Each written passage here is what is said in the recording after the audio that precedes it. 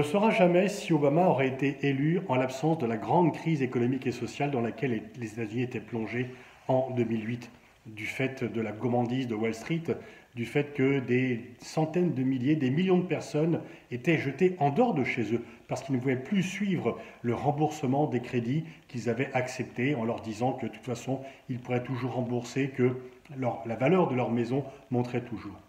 Et donc, il doit faire face à de nombreux défis et il regrette un peu de ne pas avoir pu faire tout le programme qui était le sien. Mais cela s'explique avant tout par des blocages. Les blocages du Congrès et un système américain qui est quand même assez inquiétant puisque même une personne brillante comme Obama, charismatique, qui arrive au pouvoir avec une solide majorité, n'a pas été en mesure, du fait du système américain, de mettre en œuvre l'ensemble des réformes qu'il voulait mener. Bien sûr, cela a été encore pire à partir de 2010 puisqu'il a perdu les midterm elections, que les démocrates ont perdu la majorité et que les républicains sont devenus de plus en plus sectaires. Est-ce que le sectarisme des républicains a été augmenté du fait qu'il y ait un noir en face ? Obama n'est pas loin de le penser, mais c'en était fini des accords bipartisans.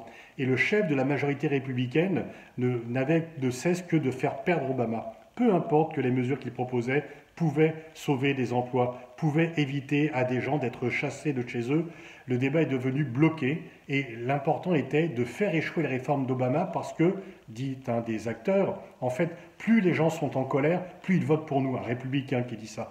Et donc il ne fallait pas améliorer les choses, puisque la colère était la base de la diminution de la popularité d'Obama et de l'augmentation de la popularité des républicains. Lorsqu'il arrive au pouvoir, Obama a plusieurs objectifs. Tout d'abord, mettre fin à la crise, qui vient complètement ruiner les États-Unis, le chômage est au plus haut, et il va y réussir.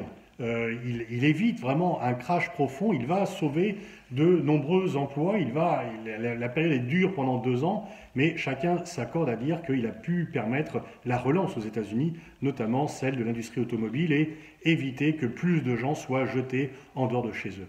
Il a aussi de grands projets sur l'environnement parce qu'il sait que c'est important et qu'il est sensible à la terre qu'il va laisser à ses enfants. Et là, bien sûr, il sera très souvent bloqué par les lobbies, notamment les lobbies des énergies fossiles extrêmement puissants aux États-Unis. Sa réforme de l'Obamacare, le minimum quand même donné aux gens de quoi pouvoir se soigner, ne pas être à l'abandon s'ils n'ont pas de quoi se soigner, et a été présenté comme une mesure communiste.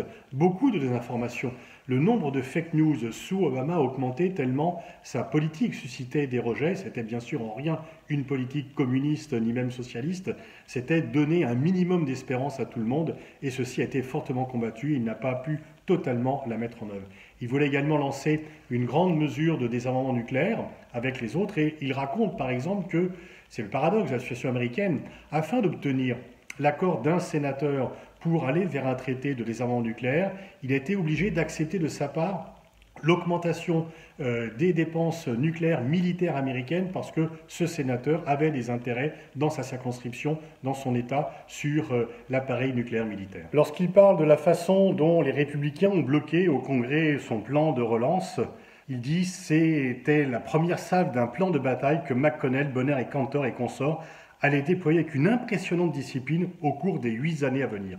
Le refus absolu de travailler avec moi ou les membres de mon gouvernement, quelles que soient les circonstances, quel que soit le sujet, sans se soucier des conséquences pour le pays. Évoquant la réforme de Wall Street qu'il voulait mettre en œuvre et il doit à chaque fois faire une concession à tel ou tel sénateur, il écrit la chose suivante: « Par moments, je m'identifiais au pêcheur dépeint par Hemingway dans Le vieil homme et la mer, entouré de requins qui grignotaient la prise qu'il s'acharnait à rapporter à terre. » Donc chaque mesure, il n'a pas les coups des franches, chaque mesure qu'il propose doit être négociée avec ses adversaires, mais également avec des partenaires, des démocrates dont finalement assez peu ont le courage de leurs convictions. Et il s'est bien sûr heurté au puissant lobby militaro-industriel.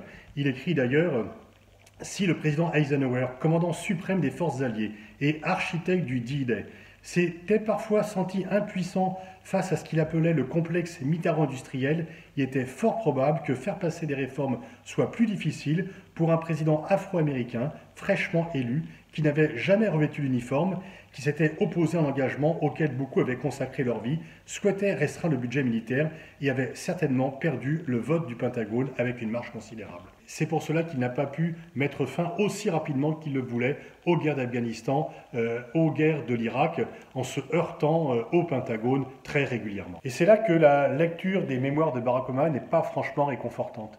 Si Barack Obama, avec son énergie, son intelligence, son charisme, l'équipe soudée qu'il avait autour de lui, n'a pas pu mettre en œuvre les réformes qu'il souhaitait réaliser, est-ce que Biden pourra le faire ?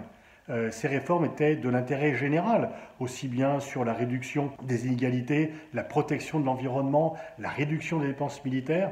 Eh bien, si donc il s'est heurté au mur des intérêts privés, au mur des lobbies, au mur de l'hypocrisie des élus, et on peut craindre que ce mur continue d'exister et que Biden ait encore moins de possibilités que Barack Obama pour venir les briser.